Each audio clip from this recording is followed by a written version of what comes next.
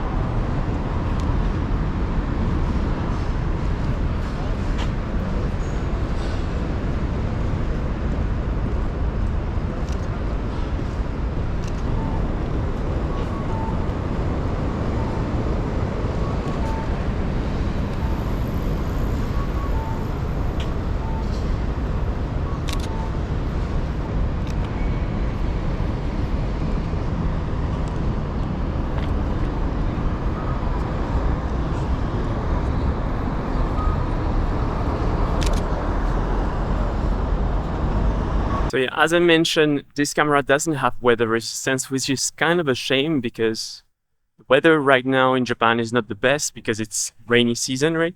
And it's kind of a miss for me because the XF16-50, which is going to be released with this camera, has weather resistance, right? So it's kind of a weird combo, honestly, when you pair those two cameras together, which you can buy as a kit.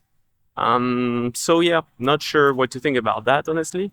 For me, more than the stabilization, the weather resistance would have been a welcome addition to this kit. But yeah, it is what it is. Hopefully it doesn't rain and we don't have to stop the session because the camera doesn't have weather resistance.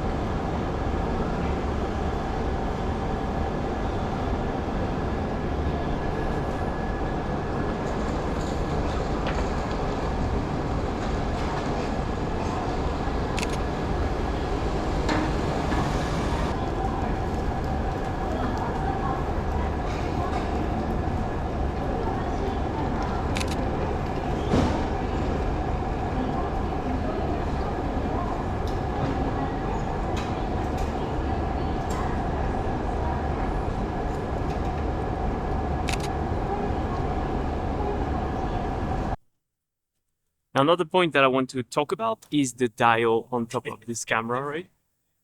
It's here. So these dials, I'm not a huge fan of it. Today I mostly shot in REALA ACE, and I would rather have control over my ISO than having control over my film simulation.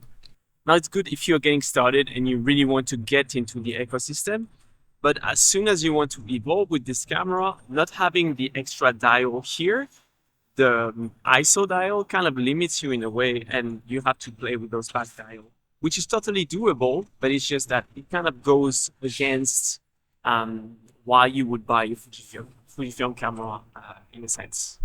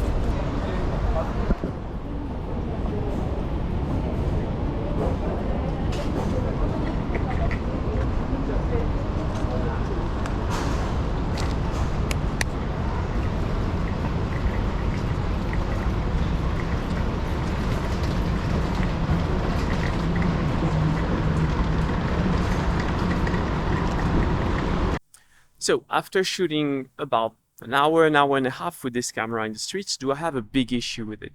And absolutely not. There's no big issue with this camera.